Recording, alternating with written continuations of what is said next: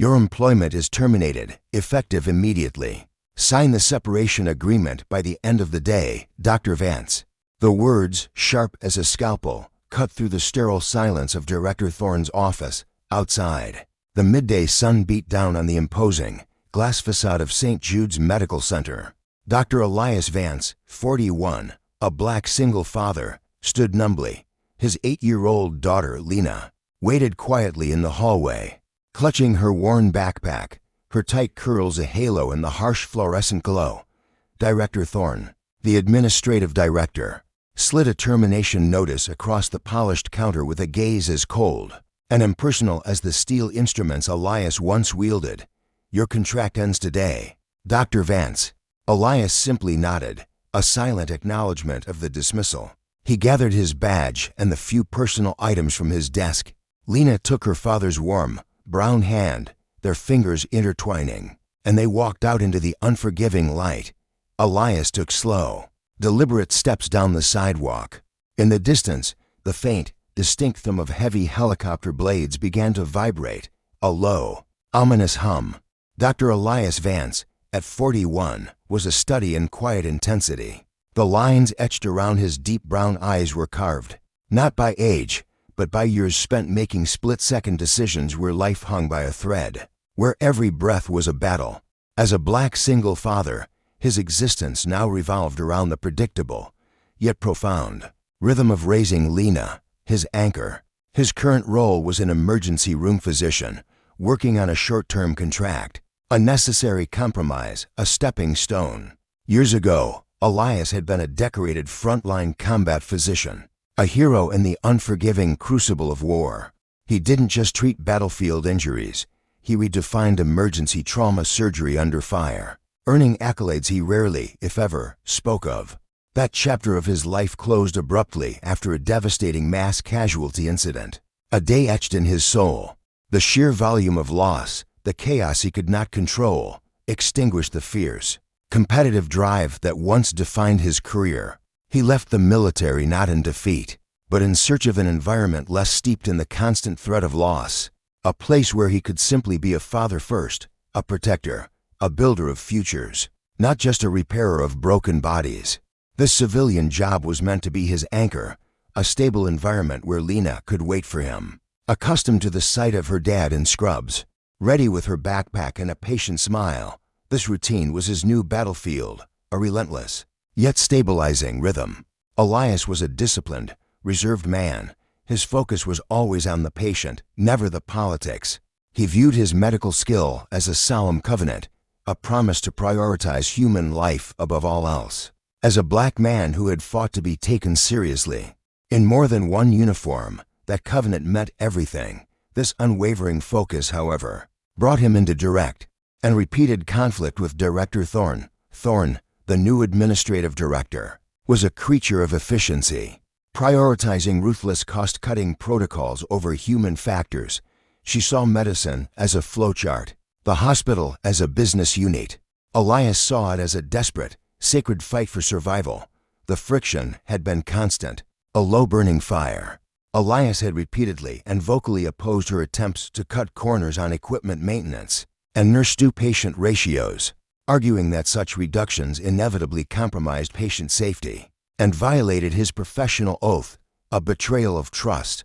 In too many meetings, he'd felt the familiar tension of being the only black man at the table, knowing that his firm tone, his passionate advocacy, could be misread as aggression while he was simply trying to keep people alive. The core of the recent conflict centered on the replacement of St. Jude's only ECMO machine, a device vital for life support during severe heart and lung failure.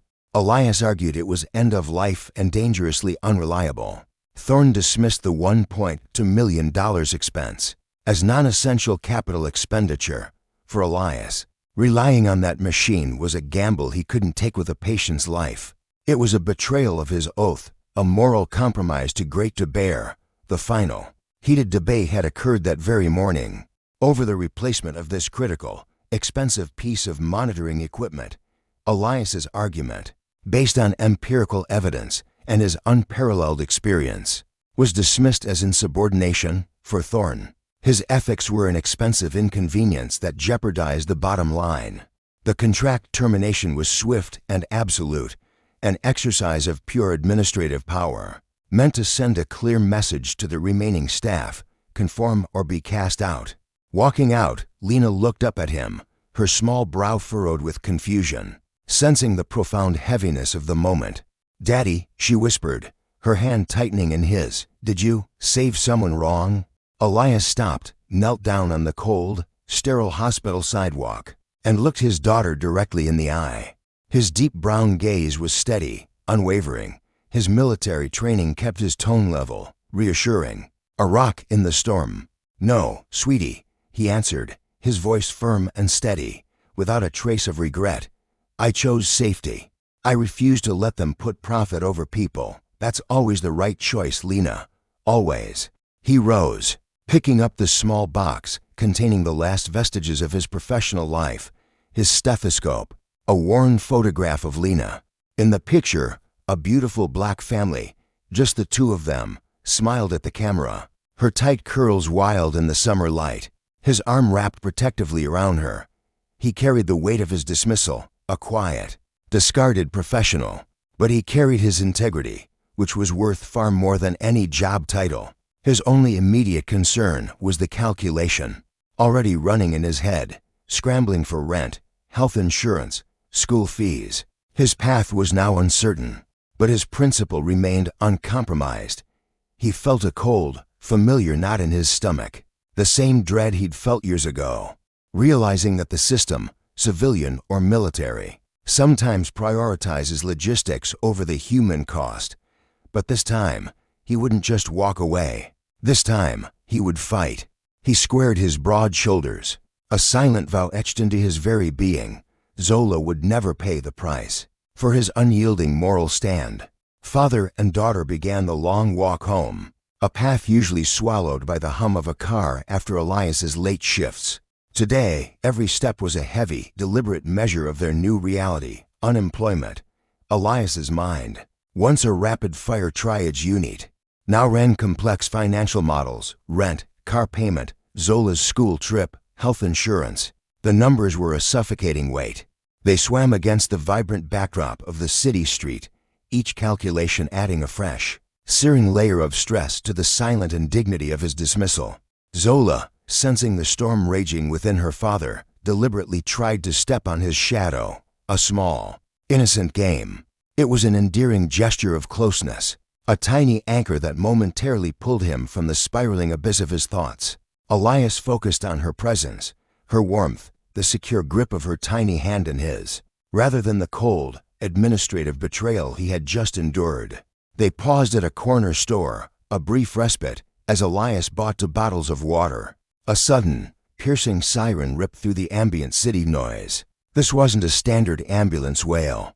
It was a series of quick, high-pitched alerts, a frantic rhythm signifying an extreme, high-priority emergency transport. Elias's head snapped up instinctively. His years of military training made him instantly recognize the urgent cadence, a rare, complex emergency signal meant for specialized units, moving with desperate speed. His eyes scanned the direction of the sound, his body tensing in an involuntary, practiced response.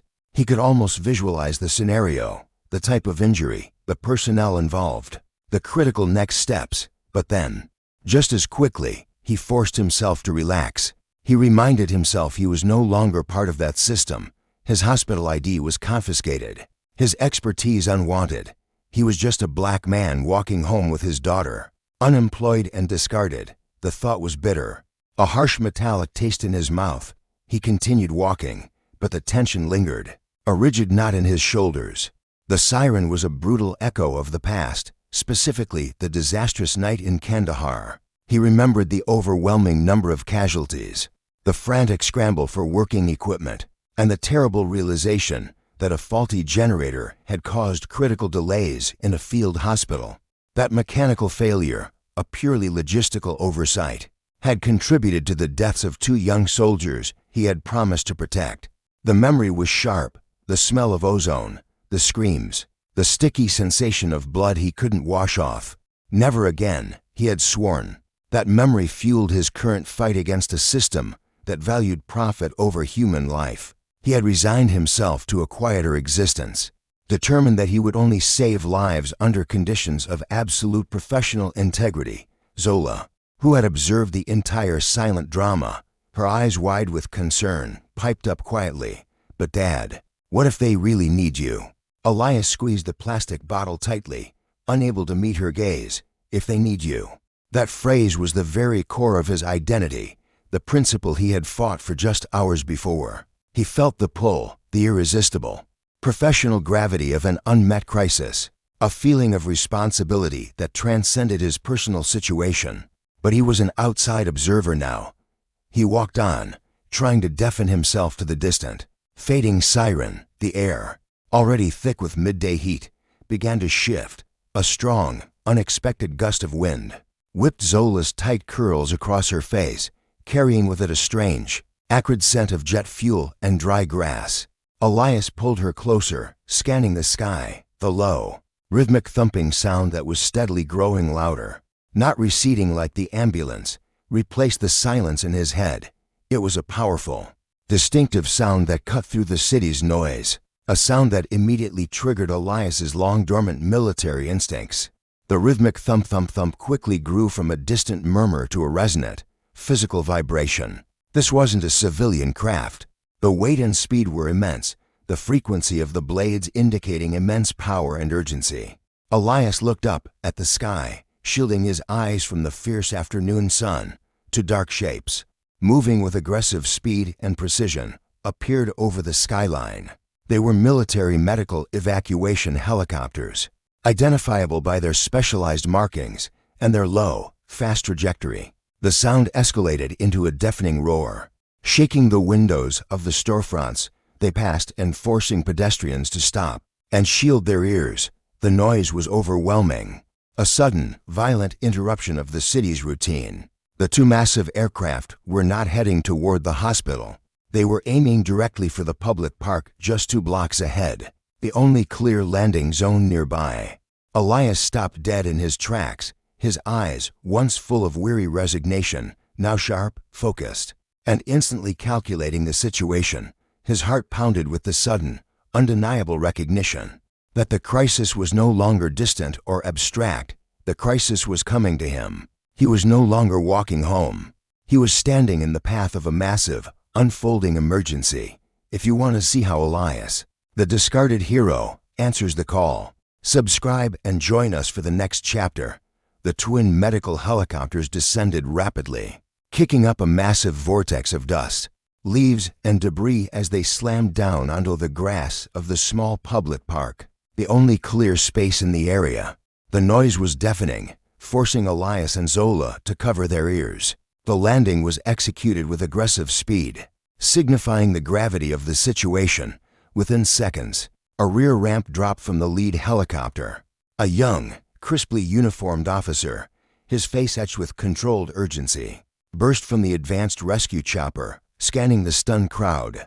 He bypassed the standard emergency crews, still arriving from the Metropolitan Medical Center, and ignored the bewildered city police officers. He looked directly at the throng, cupping his hands around his mouth, his voice a raw, desperate plea, strained against the immense roar of the twin engines. "Where's the doctor? We need drive. Vance." The shout, amplified by the chaotic soundscape, reverberated through the public plaza, echoing the desperate, immediate nature of the call. Dr. Elias Vance froze, his entire body locking up. Dr. Vance, the name, discarded and irrelevant just an hour ago, was now being called out with desperate military authority, pulling him back into the reality he thought he had left behind forever. Suddenly, the Metropolitan Medical Center administrators appeared, running from the direction of the emergency entrance, having finally grasped the extent of the crisis. Leading the pack, breathless and disheveled, was Director Evelyn Thornton. She saw the two massive tactical transport aircraft, the frantic soldier, and the overwhelming scale of the intervention. Her eyes landed on Elias, standing quietly on the sidewalk, a small box under his arm. She took a hesitant step toward the officer. Confusion etched on her face, but she was too late. Evelyn's mind was a frantic scramble of rationalization. Vance, why him? He's a short-term contractor. The sight of the military officer calling his name negated every spreadsheet and cost-cutting measure she had ever championed. The officer was already heading directly towards Elias. Nia, sensing the enormous, sudden shift in the atmosphere, instinctively tightened her grip on her father's hand. Her eyes wide with a mixture of fear and profound, dawning pride. Elias took a slow, deliberate breath, steadying his nerves. This was familiar territory. The chaos, the noise, the immediate need for a calm, commanding presence. He gently squeezed Nia's hand and began to walk forward, shedding the mantle of the unemployed civilian with every purposeful step, stepping back into the role of the combat surgeon the nation called. When everything else went catastrophically wrong, the officer, recognizing the doctor's characteristic measured gait, the unmistakable walk of a man who takes charge, met him halfway. He snapped a sharp salute, his respect instantaneous. "Dr. Vance, sir, we have a highly complex, critical trauma patient. Offshore incident, deep decompression and shrapnel trauma. He's stabilized by the field team. But we've run out of surgical time. We need specialist intervention now." He spoke quickly, in the precise shorthand of military trauma, revealing the terrifying nature of the emergency. The patient is a deep-sea salvage engineer. A pressurized equipment failure caused extreme blast force combined with deep water immersion. He's suffering from concurrent decompression sickness, internal shrapnel hemorrhage, and severe hypothermia. The conditions require immediate surgery that simultaneously addresses the blast trauma and manages the rapid pressure fluctuations. During transport, he paused, his eyes fixed on Elias. "Sir, your profile is unique. You are the only surgeon in the National Registry who has executed complex trauma procedures under active, high-pressure, mobile conditions in a non-sterile environment. We couldn't get clearance for a civilian OR in time. And your experience with similar deep decompression, cold environment battlefield wounds is unmatched. The clock has stopped. You're the only one." The implication was chillingly clear. Only Elias possessed a rare combination of surgical skill and tactical, real-world knowledge to handle this specific, life-threatening scenario in a non-sterile, moving environment. The Metropolitan Medical Center's best surgeons were experts in comfortable, zero-movement operating rooms. This man needed a doctor who could operate mid-air. Director Evelyn Thorne, having finally caught up, stood paralyzed a few yards away, her hands clutching her clipboard. Her face was a mask of shock, disbelief, and dawning horror. She finally realized the sheer, unquantifiable value of the doctor she had just dismissed for budget reasons. The man she labeled insubordinate was now the singular focus of a high priority, life-or-death military operation. Elias didn't hesitate. He didn't ask about liability, pay, or protocol. His doctor's oath, dormant for an hour, flared back to life, consuming all other thought. The need was absolute, transcending personal grievances and financial concerns. He only glanced back at Nia, his decision final and unwavering. He knelt, kissing her forehead. "Stay right here, sweetie, don't move. I'll be back in an hour. Be brave for Dad." He gently detached her hand from his. Nia, seeing the professional focus in her father's eyes, the return of the warrior she knew, nodded solemnly, trusting him completely. Elias stood up, dropped the small box containing his belongings, and handed his purchased water bottle to Nia. He then looked at the officer. "Let's go. What's the latest Glasgow? Get me a rundown on his oxygen saturation and core temperature. Those are the variables we fight now." Without another word, he moved toward the medical helicopter, his gait now quick, purposeful, and entirely professional. As he climbed aboard, the massive engines roared to full power, and the rotors began to bite into the air, whipping a huge, blinding cloud of dust and debris over the public plaza and the stunned administrative director. Evelyn instinctively raised her arm to shield her face, standing utterly alone amidst the chaos she had inadvertently caused. The twin-engine helicopter tore through the sky quickly, leaving the city behind and banking sharply toward the vast, glittering expanse of the ocean. Deep within the cramped, vibrating cabin, Dr. Elias Vance was instantly back in his element. The roar, the adrenaline, the impossible constraints. This was his true operating room. He was a maestro of chaos, perfectly adapted to the instability. The patient, strapped to a stretcher, was critical. The injury, exactly as described, complex trauma requiring immediate, precise field surgery to prevent massive systemic failure. Elias took command, his voice a steady, calm anchor against the mechanical din and the crushing pressure of life and death. Prep the field. Ivory access, secure. We are going in now. His instructions were succinct, militarily precise, leaving no room for question. The small, highly trained med team obeyed without hesitation, recognizing the immediate, non-negotiable authority of his skill. Elias quickly assessed the situation, recognizing the unique, escalating danger. The internal bleeding was accelerating, masked by the hypothermia. The decompression sickness meant he couldn't afford rapid changes in altitude. He had to operate immediately, while the pilot maintained a precise, low-altitude flight path. He worked with impossible speed and accuracy, his dark hands moving with the surgical precision of an engineer designing a watch. He utilized every centimeter of the tight space, every flicker of available light, performing a complex procedure that should have required a fully equipped surgical theater. The procedure itself was a masterpiece of improvisation under duress. He used a combination of specialized clamps and a rapid deployment suture technique, honed during his most desperate combat deployments, to seal the deepest vascular wounds. The relentless vibration of the helicopter was a constant, destabilizing enemy, forcing him to anticipate movements, timing his cuts and sutures between the engine's rhythmic pulses. The med team watched in awe. This wasn't surgery, it was surgical combat. There was no hesitation, no wasted movement. His focus was absolute, his rhythm unbroken. The clock in his head was the only timekeeper. After a breathless, tense period, Elias finished, securing the area with a temporary but life-saving fix that defied the constraints of the environment. Vital signs stabilizing. We've bought him the time he needed.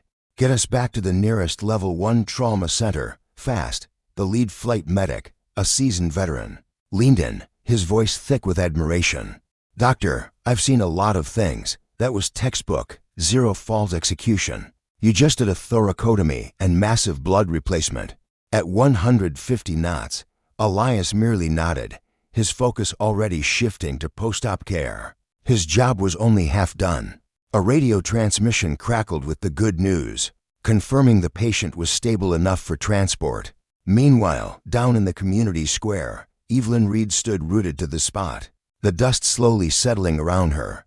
She was having a visceral, internal reckoning. This isn't just about money or budgets. A cold voice whispered in her mind.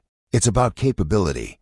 I prioritized quarterly reports over a man who can save a life mid-flight. The shock was giving way to a sickening wave of professional self-doubt.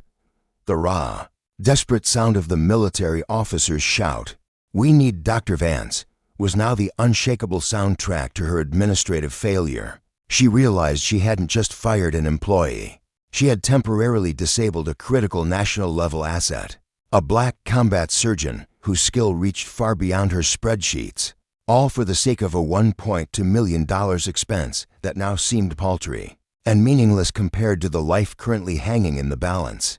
Over the ocean, she was the system he was fighting, and the system had lost. Her clipboard slipped from her numb fingers, the papers scattering like useless confetti on the dirty grass. What if he fails? What if the patient dies? Because I created the conditions of his despair, the weight of potential blame, a burden far heavier than any budget deficit, crushed her corporate facade. She looked at Amara, still sitting quietly, radiating a quiet, absolute faith in her father, and felt a burning, humiliating shame. Back in the air, the pilot's voice cut through the intercom. We're clearing the coast, preparing for descent. To the trauma center now. Good work, doctor. Elias wiped the sweat and blood from his brow, his hands shaking slightly, not from fatigue, but from the adrenaline finally receding. The patient's pulse was strong, the saturation numbers climbing steadily. He looked out the small porthole, seeing the city skyline. The hospital, the very place that had rejected him, now appearing in the distance. He had saved a life in the most hostile environment possible, reaffirming his oath. Not to the hospital, but to himself. He was the one they called when the systems failed. A thought struck him, clear and sharp. They tried to take my job, but they can't take my skill. They tried to take my worth, but they can't take my principle. He had been discarded, but necessity had proven his value to the world. An hour later, the distinct, welcome sound of the returning choppers grew loud again. As the first helicopter touched down, the ramp dropped immediately. Dr. Elias Vance, his scrubs stained with blood and sweat, emerged. He looked utterly exhausted but whole, the triumphant look of a doctor who had just won the hardest fight. Amara, who had been sitting patiently on her backpack, jumped up, ignoring the remaining security line. She ran straight to her father. Elias immediately dropped to one knee, embracing her tightly. Burying his face in her curls, it was a moment of pure, silent victory. The doctor was safe. The father was home. The crowd, the nurses, the world watched. The hospital staff, a sea of faces, watched.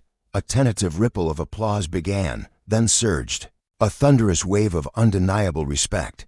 No longer did they see a man dismissed, but a titan, their doctor etched with the glorious, life-saving evidence of his unwavering skill. A decorated military officer, a beacon of authority, stepped forward. His gaze swept over the assembled multitude, every administrator, every nurse, every soul from Metropolitan Medical Center.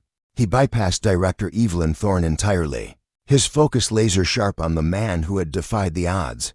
Dr. Vance, the officer's voice boomed, cutting through the silence. Your professionalism, your courage, you saved a life today that no one else could have touched. On behalf of the armed forces and every life you protect, we thank you for your unparalleled service, for your irreplaceable skill. It was a public, undeniable vindication, not just of a doctor, but of a man's inherent worth. The applause, this time, was a deafening roar, the true sound of a community reclaiming its hero. Dr. Elias Vance stood tall. Lena clutched to his side, accepting the torrent of praise with a quiet, profound dignity. Then his gaze shifted to Director Evelyn Thorne. Tears streamed down her face, her rigid corporate facade crumbling. She stumbled forward, a broken figure. Dr. Vance, Elias. She stammered, using his first name before the entire staff, a public confession. The ECMO machine. It's being replaced immediately, effective this afternoon. I was wrong, fundamentally, disastrously wrong. I apologize for my judgment, for the damage I caused. You are indispensable to this facility. It wasn't just an apology for a firing. It was a public reckoning, an admission of a flawed philosophy, of a system that had dared to treat a black surgeon of his caliber as a disposable line item, a cost to be cut. Chief Medical Officer Dr. Reese Khan, a man of integrity, stepped forward, swiftly navigating the crisis with an immediate offer. Dr. Vance, we are offering you a permanent, long-term contract, effective immediately, full executive compensation, and a dedicated budget for your department. More than that, we are creating a new position, Director of Clinical Safety and Standardization. You will report only to me, and you will have final veto power on all resource allocation pertaining to patient risk.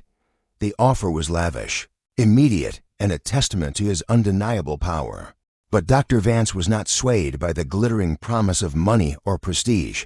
His focus, then as always, was the patients.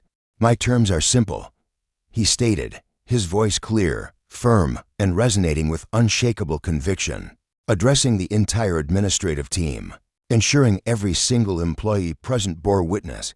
The safety protocols I requested this morning, the updated equipment budget, the appropriate staffing ratios, they must be implemented without delay and guaranteed in writing. We will not compromise patient safety for the bottom line, not ever again. Furthermore, the incident review must unequivocally document that the failure to purchase the ECMO machine was a direct administrative error that placed patients at grave risk. This is not about saving my job. This is about holding the system accountable. Chief Medical Officer Khan nodded, humbled, his agreement absolute. Doctor, completely. You set the standard. We need that accountability. Lena squeezed her father's hand, her face alight with a smile of pure, unadulterated pride. The family's dignity had been restored, not by a title, but by the unwavering power of principle.